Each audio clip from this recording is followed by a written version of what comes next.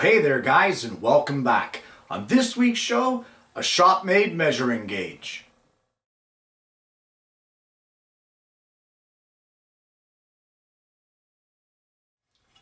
Well, from time to time on the show, I end up using this.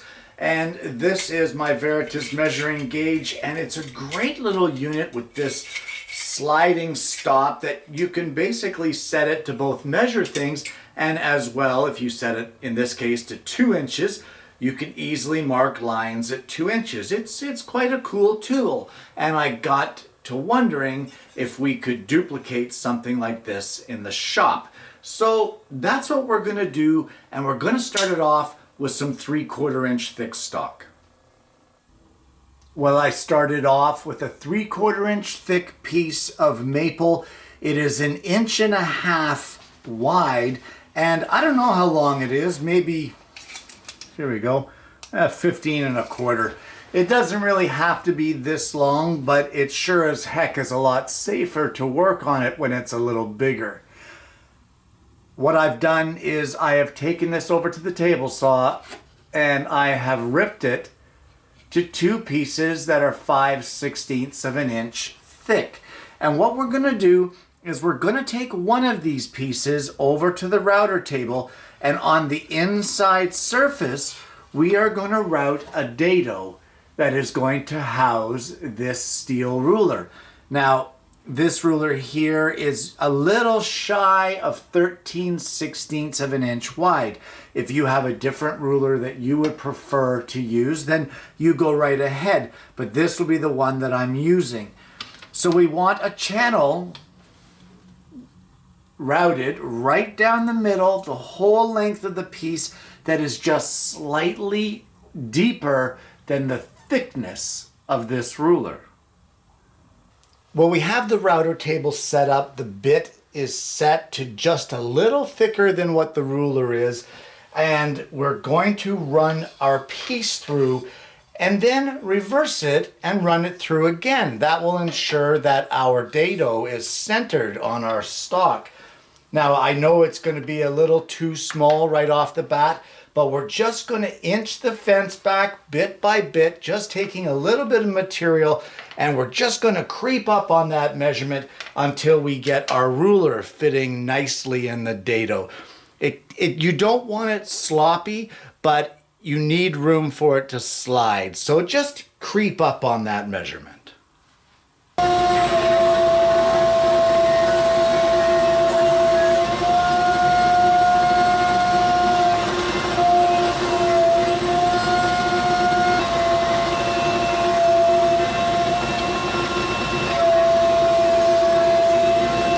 Well, you can see there we've got a good tight fit, but yet it still slides.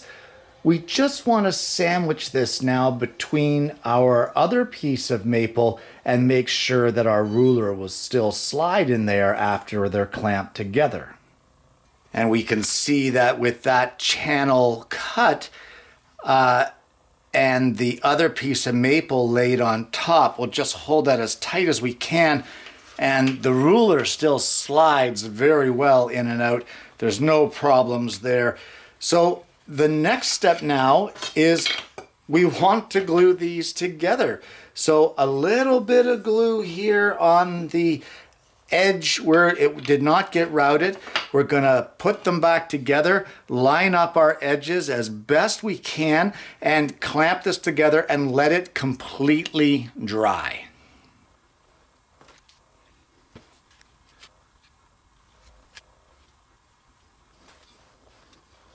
Well, there really isn't much that we can do with this at this point in time other than wait. I would suggest to wait overnight before you start messing around with this. So get yourself another project to work on while you're waiting. And tomorrow, when this is dry, we'll continue on the build and I'll show you what to do from there. Well, while we're waiting for the other assembly to dry, we might as well make the tightening knobs. And all I've done is I've cut a piece of 3/4 by 3/4 inch walnut. It's about 1 inch long, slightly more. I've drilled centered in the end grain a 1/4 inch diameter hole, and I've drilled it slightly more than 1/4 inch deep. And what I'm going to do is I'm going to mix up some 5-minute epoxy, and we are going to glue some 1/4 thread rods. I've cut it to 1.25 inches long, and we're just going to glue them into the ends of our knob blanks, just like this. So here's a great little idea for mixing epoxy. Just lay some masking tape out on your bench like what I've done here, and you've basically made yourself a little temporary mixing pad where you can mix up the epoxy, use it to your heart's content, and then when you're finished with it, just peel the paint or the masking tape off of your bench and throw it away. It's done. So there you go, there's a little tip for you.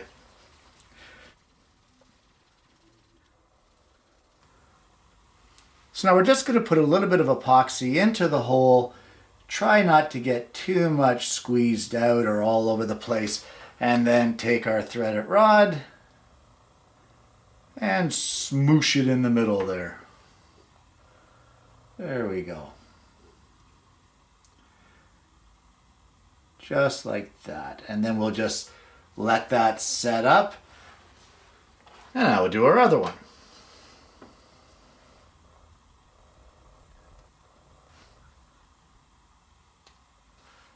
The first one I don't think I had enough. This one I think I got too much.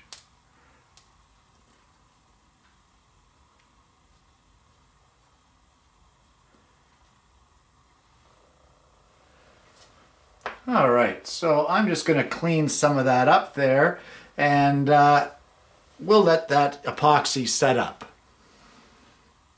Well, it's the next day and this assembly is completely dried up. So I'm going to remove all of the clamps. I'm going to run it through the jointer to clean up one edge to make sure that everything is aligned perfectly. We want that flat edge. And then I'm going to take it over to the table saw and I'm going to trim the other edge to be parallel to the one from the jointer. Well, out of that large piece of stock, I have divided it into different lengths here. I think the length that's going to work for me is going to be the 2-inch length. And here's something to caution you about in the glue up.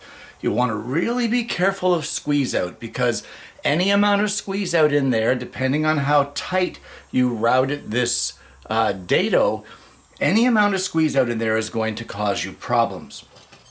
So if you did manage to get some squeeze out in there, you can clean it out by using a coping saw. Now you could do the same thing on the scroll saw as long as your piece is only 2 inches, because that's the maximum cut on a scroll saw.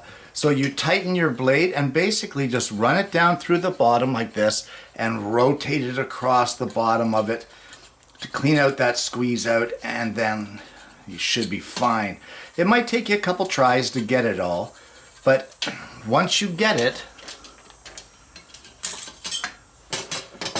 you want to test it with your ruler that you're going to be using. And get your ruler in the slot and just make sure, once you get it in there, I've loosened some of the squeeze out so it makes it a little more difficult, because now I have to push that squeeze out of there, you see. There we go. Okay. You just want to make sure that this slides nicely. You don't want it loose and sloppy, but you want to be able to slide it with no problems along the ruler. So now that we have this piece done, I'm going to get some of the other ones tidied up and ready to go. And now we want to turn our attention to the handles. If you remember, we had glued some 1/4 rod into them with a 2-part epoxy. Well, what we have here is a Morse taper collet. And I have actually removed the collet section, which reveals in the center here a 1/4 thread. Now that is going to allow us to thread our 1/4 rod in there, and from there what we're going to be able to do is I want to turn these pieces of walnut into little set knobs for our measuring jig.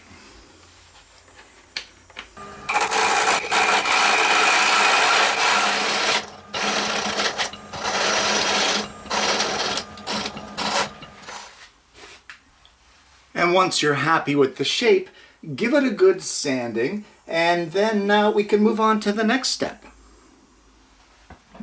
And there we have a couple of our set knobs turned. And now that we have this done, we can take our original blank that goes over the ruler and take it over to the drill press.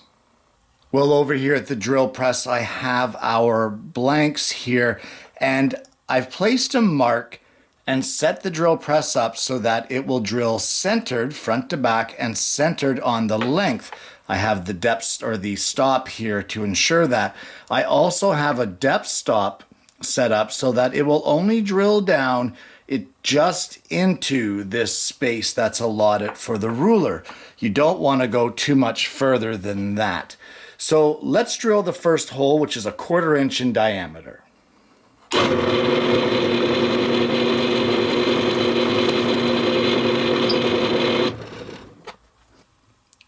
Now, without changing any of your setup, you want to change your bit. And what you want to change it for is you want to measure the size of your 1/4 20 nut, and you want to drill this hole the closest size to that as you can. For me, well, it's 31/64. You want to measure the thickness of your nut, and that will be the depth of your hole. So let's drill this and hope for the best and see how we make out.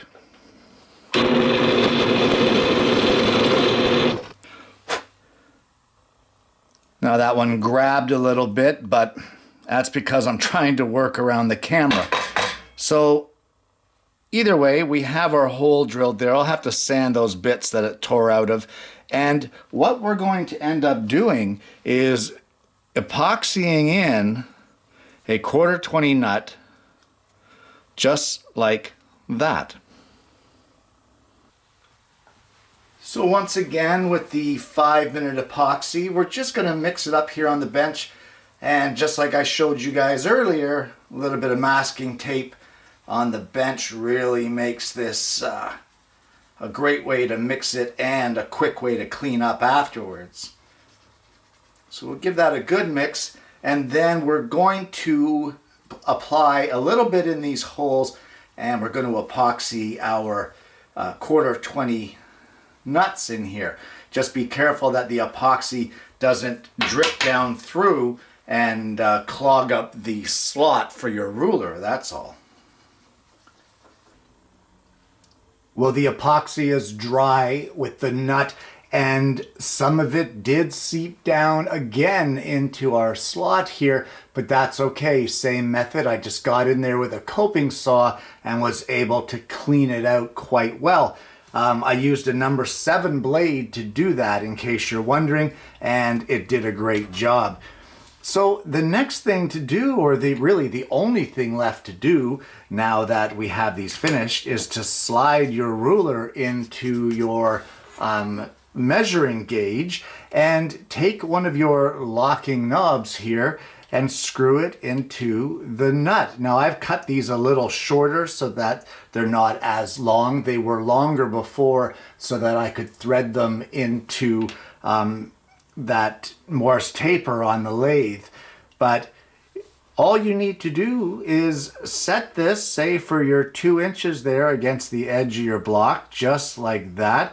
There you go, 2 inches set, and then you just tighten down your little knob here, just like that, and there you go. Set at 2 inches. Now, I wouldn't crank on this knob because you don't want to damage this edge. You just need a little bit of tension just to keep it in there and keep it tight. So, I don't know, man. This is pretty wild. On top of that, we got a nice straight edge here because we've squared it up to the body. And as long as your ruler is sat, you know, firmly in the base, it should be square to this face right here. So that's pretty spectacular. What if you got a longer ruler? Like this one, this one here, my 18-inch one. So we'll just slide it in. It's giving me a bit of trouble, and there we go. All right. you can see that that is like tight on there. I'm putting pressure to move it back and forth, but it's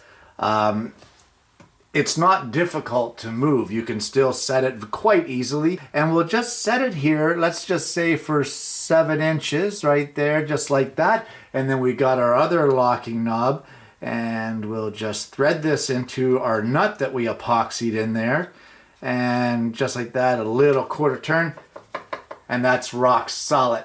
That is in there, and anytime you want to mark something, you could just place this against the edge of your work, and now you know there's 7 inches. Mark it off.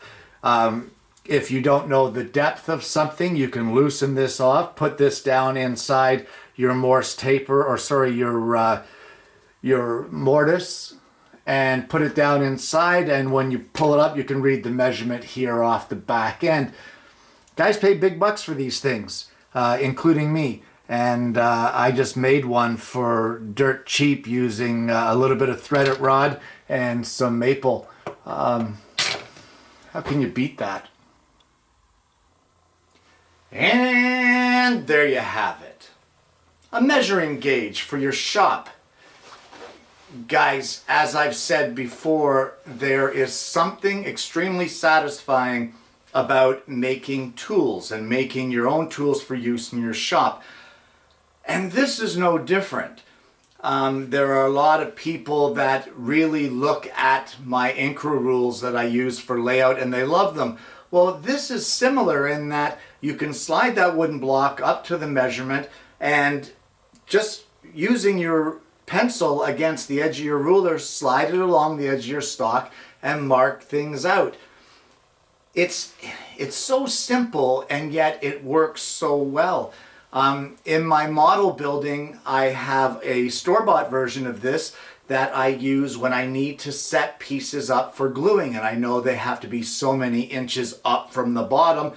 I set that ruler to that amount, slide it up, and then just butt my piece up to it as I'm gluing, and I know it's set exactly where it's supposed to be because I have a direct readout of the measurement right there in front of me on that ruler. It's pretty spectacular. This took a couple days to make, not in time, but a lot of waiting for glue to dry. You don't want to rush it. You want to take your time to make sure everything is solid and everything is stable and all the glue is dry. One way I considered for the threads is I was thinking about using a threaded insert, but I had 2 problems with that. One was that they were too long and I would have to screw it in part way and then shear it off at the top. The other problem I had with that is that this is a laminated piece, and I was afraid that if I drilled into it and put it under the stress of getting a threaded insert screwed into it, it was going to pop that lamination apart or just snap on the grain. I don't think there was enough structure left there. That's why I went with the gluing the nut in. You guys can try the threaded inserts if you want. You never know, it may work. It's up to you. After all, it's your project. Guys, I hope you've enjoyed today's show. I hope you enjoyed the project. I hope you're going to try this for yourself and make some of these tools for your shop to help you in your layout and your glue ups and that sort of thing. It's just a heck of a lot of fun, and it's so satisfying to make your own tools. It's just, I can't explain it. I'm tired. It's been a long day. Don't judge me. If you haven't already, guys, please like and subscribe. Don't forget to click the bell so you get notifications of future episodes of the show. Thank you so much for tuning in, and I hope you're going to join me next week when I bring you yet another woodworking video.